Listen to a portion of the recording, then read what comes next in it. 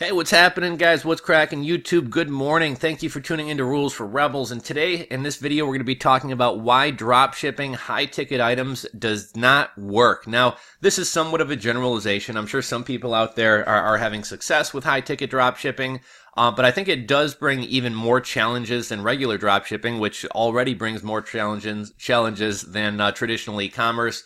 A lot of the things that can make dropshipping effective, which is kind of like low-cost products, interesting items, impulse buys, you're just not going to get an impulse buy on a high-ticket item. So that's kind of what we're going to be talking about today.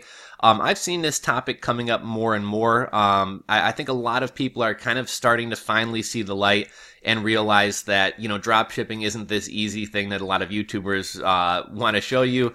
I oftentimes see questions, a lot of times to look into new e-commerce topics and entrepreneur topics and kind of see what the industry is looking at and thinking about. I'll go on sites like Reddit and Quora and kind of see what people are talking about. And it's kind of funny. I'll see somebody like, does dropshipping still work in 2018? And, like a couple of the responses will be like, you know what? All my friends got into dropshipping and pretty much every single one of them is making $5,000 a month. And it's like 9 out of 10 businesses fail to begin with. I think dropshipping has an even higher failure rate. So if every one of your friends is making over $5,000 a month dropshipping, you must have the luckiest friends in the world. Are there some people making money drop shipping? Absolutely. It's probably the exception more than it is a rule. And drop shipping can be a real challenge, especially if you're not going about it the proper way. One thing I've seen a lot of people doing is trying to shift from maybe drop shipping little like gadgets and things like that to doing more high ticket items. And I totally understand the thought process. It's, okay, if I find an item on AliExpress for $10 and I turn around and sell it for 15 or 20, I'm making $5 or $10 per unit sold. To make $100, I'm having to sell, think about how many products you're having to sell to make $100. Whereas, if I sell a higher ticket item, whether it be a piece of furniture, $800 paddleboard, something like that, potentially my profit on that is a couple $100 or $100. And I only have to sell one item of a higher ticket, higher dollar value item to make the same commission that it would take me to sell, 50 or 100 of these $10, $15, $20 products. But I kind of wanted to talk about why it doesn't really work and why it's not that easy. So why some drop shipping actually does work. And I think it really comes down to kind of two things. Number one is low priced items. Drop shipping is all about impulse buys. Customers are not going to overthink a purchase under $20. If you see something that's cute or funny or unique that you haven't seen before and it's $10, $15, $20, you're probably not going to go check the price on Amazon. You're probably not going to extensively check reviews. If you want it, you're just going to click it and buy it. Two, it leads to impulse buys. And then again, on low price items, people are less likely to compare prices. And then the other reason I think drop shipping tends to be effective, or when I see drop shipping stores, I can kind of tell which ones have a chance at actually making some sales versus which don't. And impulse buy items. If you notice, a lot of the Facebook ads you see, a lot of the drop shipping stores you see, it's gadgets and unique products that sell well, items that customers haven't seen before. If you're selling, spatulas drop shipping, well, if I'm going to buy a spatula, I'm probably just going to go get it at Walmart or Bed Bath & Beyond, or maybe Amazon. If you're selling phone cases, unless there's something really, really unique about your phone case, I'm probably just going to go order it on Amazon. I got free 2-day shipping. They have easy return policies. There's really no reason for me to visit jimcellphoneemporiumshop.com or whatever to go buy a product like a phone case. I remember maybe a year or two ago, there was this phone case with a very realistic piece of fried chicken on the back, and the thing went super viral. It was one of the Amazon's top sellers, and something like that. It's like, wow, I've never seen something like that before. I have to buy it. Not too long ago, I have a paddle board, and I'm kind of into sailing and stuff like that. And I saw on AliExpress, I forget if I think it was for paddle boards. They basically had a parachute, and I don't know if you held something or if it went around your back, but it was basically like a little mini sail that you wore, and when you were on your paddleboard, it could kind of turn your paddleboard into a powered paddleboard. There's actually some YouTube videos of the product in use, and it actually works surprisingly better than I would think it would. But that's something I'd never seen before, and then I was actually going to buy it off AliExpress, not from a dropshipper, but that's actually something that almost had me like, I've never seen, that's awesome, I'm going to buy one of those. So that's kind of why dropshipping works. Now, why high-ticket dropshipping doesn't work, number one is price. Customers scrutinize high-ticket purchases more. Customers are more likely to buy high-ticket items locally or from brands that they trust. And customers are more likely to closely examine return policies when buying high ticket items. Customers are also more likely to shop around for better pricing. So a while back, I needed to buy a vacuum. One of my dogs sheds a lot. My girlfriend's allergic to dogs. I was in the market for like a good vacuum, and I was looking at Sharks and Dysons. And I bet you, I drove my girlfriend crazy. I bet you I took 6 months researching vacuums, going back to Home Depot again and again and again. When you're going to buy something that's a couple $100s, you're not just going to pull the trigger and buy it immediately without knowing anything about the company, without understanding the return policy, without checking reviews. And if you're drop shipping, you're probably going to be higher priced than either the manufacturer or other competitors out there. I notice most drop shippers are very concerned about their own pocketbook. Most drop shippers seem to be playing the short term, I want money now game, and not the long term, I'm willing to take some losses to build a loyal customer base. And so whenever I look at drop shippers policies, like sometimes, it'll be some return policies. It'll be something like, you can return items within 30 days of purchase. And with drop shipping, half the time somebody's not even going to have the product in their hands within 30 days. So basically it makes the return policy negligible. Other times people are like, charging restocking fees or don't take returns. So I'm not going to buy a $300 or $800 product from you, unless you have a very, very liberal return policy. Just recently I talked about, I bought my paddleboard from Costco. Was a Body Glove Performer 11-foot paddleboard. Amazing paddleboard, but I was kind of hesitant to buy an inflatable paddleboard. I'd never ridden an inflatable one before. I wasn't sure how well it would hold up. I didn't know the quality. I didn't know how well it would compare to a hardboard. And so I purposely bought it from Costco just because I know like a year from now, if the thing gets a hole in it, I can bring it back to Costco and they're going to take the return. If I were buying that from some drop shipper, and it wasn't a brand that I necessarily knew or trusted, or I was a little bit hesitant, I probably wouldn't buy it from a drop shipper. I'd probably be more likely to buy it from Amazon or Costco or somebody who has a good return policy.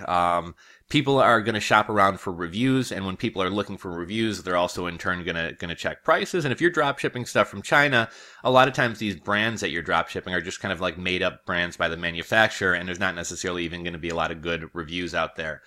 In terms of risk, if a high ticket sale goes bad, it could wipe out 10 good sales. So, I mean, if you're selling a paddleboard for $1,000 and it costs you $900 and you're making $100 per board, $100 per sale isn't bad.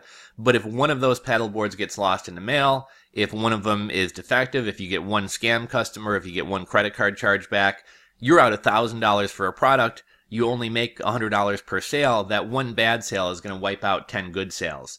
The quality of many drop shipped items may be spotty. And, if you send a customer a kind of crappy quality $10 item, to a lot of people, it's not even worth complaining over $10, right? But if somebody buys something that's a couple $100, people tend to be very picky about their purchases when they're shelling out a decent amount of money. So you're more likely to have issues because of potential spotty quality, and you're more likely to take returns. Customers are also more likely to return items. I think a lot of people are going to think about that before they even make a purchase, but you're going to have to take returns, and if you're refusing to take a return, customers are going to do a credit card charge back, and then you're going to wind up being out the product, the money, plus anywhere from $15 to $50 chargeback fee as well. So you kind of can't really even afford to have crappy customer service.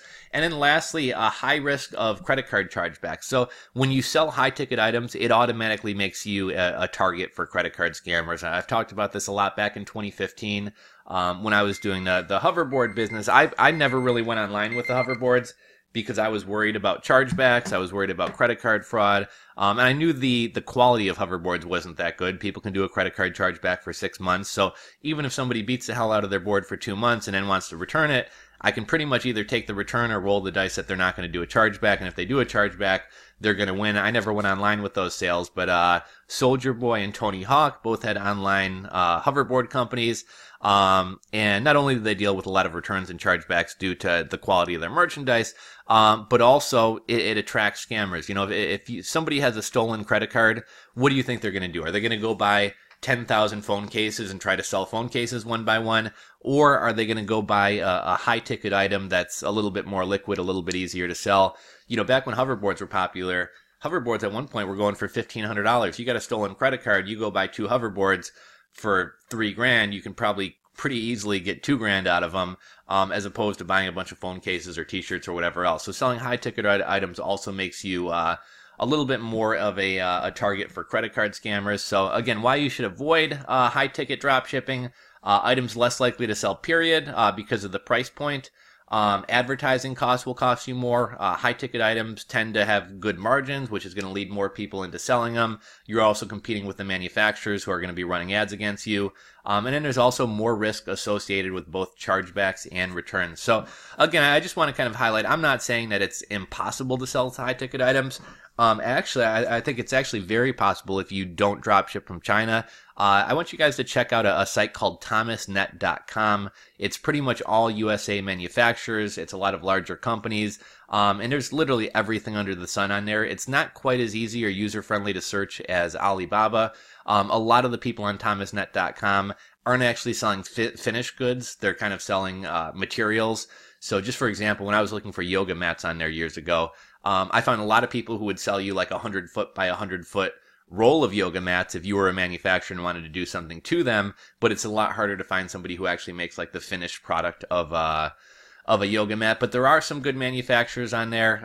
You know, I've always kind of been a proponent of not doing the Walmart, Amazon, AliExpress drop shipping, actually reaching out to a company who manufactures something and maybe doesn't have a huge presence online or direct to retail, and trying to be a distributor or trying to drop ship through them. By doing that, you're going to have a better relationship with them. You can probably get them to accept returns, so you're not eating returns like you are with, you know, AliExpress and a lot of these Chinese drop shipping options. Your items are going to ship out faster, and you're going to have a unique product that not everybody else is selling. One just other thing about drop shipping that I see, and it's kind of getting back to the whole kind of impulse buy items and things like that. I see a lot of people doing, you know, hey, can you review my drop shipping store? Hey, can you review my drop shipping store? And, you know, well, some people's stores are laid out better than others and have a better user experience and things like that. Ultimately, within a few seconds of looking at a store, you can typically tell by their product selection if they're going to have any success or if they're not going to have any success. You know, like I said, there's just certain products. If you're selling passport covers, most people probably aren't planning ahead a month to 6 weeks to buy a passport cover for their trip. You know, I'm going down to Aruba in November, and probably about a week before I leave, I'm going to hop on Amazon and be like, oh crap, I need a power converter, or I need you know, especially for travel accessories. When people are drop shipping from China, they're not taking into consideration, most people aren't, you know, thinking ahead a month or 6 weeks and buying something. So there's certain products that just your shipping time alone is going to mean that like no customers are happy. But that's kind of why high ticket drop shipping doesn't work. If you want to do drop shipping, I definitely recommend trying to find a supplier who doesn't even have a drop shipping program, negotiating something with them, having a unique product that other people aren't selling, and having faster shipping times and a better relationship with them. But yeah, I think two of the biggest things that kind of lead to success in drop shipping are low priced items and impulse buys. So kind of unique things, gadgets, things that people haven't seen before. Let me know your guys' thoughts. Those of you guys that have tried drop shipping, have you succeeded at it? Have you failed at it? What types of products were you selling? Drop a comment below. Let us know what your experience was. If you enjoyed the video, give it a thumbs up. If you're not subscribed, hit that subscribe button below, and we'll catch you on the next video.